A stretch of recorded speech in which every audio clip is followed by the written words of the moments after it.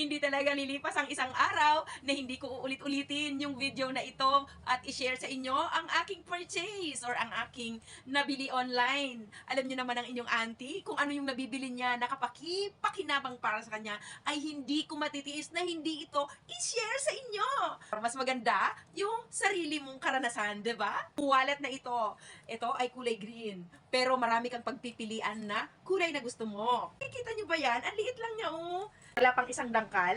Parang ganyan lang siya. Oh, di ba? Kapag isang dangkal, ganyan na. O, malaki. Eto, wala. Ano bang mailalagay mo dito? Ang liit naman yan, Grace. Ang cute. Bakit dito sa gilid? Ayan. Ano bang nilagay ko dyan? Barya. Di ba? May lalagyan ng barya naka-separate. Buksan natin ang main. Ano bang meron? Yan, binubuksan, oh. Dalawa ang zipper niyan. Magkasalubong. Yan. Binuksan mo yan ngayon.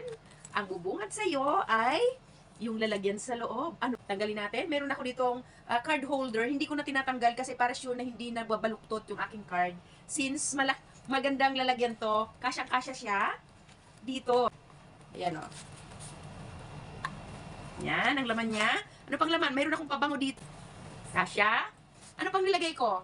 May mga bills, business card, ano pa? Lalagyan ng medicine, and of course, yung mga pang first aid, hindi yan nawawala. Mayroon pang ibang slot dito na pwede mong lagyan ng kung anong meron ka. Like yung inyong earbuds. So, pwede yan ditong ilagay. Di ba maliit lang yon? And dito sa kabila, mayroon pang slot na pwede mo pang lagyan cards dito. Pwede ring mga resibo. Pag nagbayad ka ng utang o nagbayad ka ng bills or water bill, electric bill, pag nagbayad ka noon, di ba, may resibo, pwede mo na rin ilagay dito. And by the way, dahil maliit nga yung ating wallet, yung ating papel na pera ay ititiklop nyo po siya ng isang tiklop. Okay lang namang itiklop. Parang half, magiging half siya. Kasi hindi siya talaga kakasya na pahaba. Kasi maliit nga lang siya. Diba? Ang ganda ng wallet. At paalala rin, kung kayo yung mahilig magregalo sa mga kakilala, yung small things ba, ito napakamura lang. Pwede mo siyang pangregalo. Lalo na kung may anniversary ng isang company, o kaya yung mga tauhan mo, bigyan mo ng pangpadubag loob. Ayan, mga pariga-regalo ni boss kaya sa mga tauhan.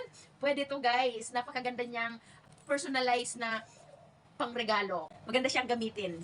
Uso naman yung pangregalong mga coin purse, di ba? A must to buy para pangregalo. Malapit na naman yung Burr months. O, di ba? Mag-ipon na kayo ng pangregalo para sa December. Maagang pamasko.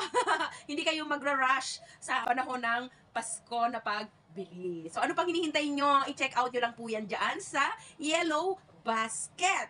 Bilisan nyo na! Damihan nyo yung order nyo para pwede nyo po itong ipamahagi.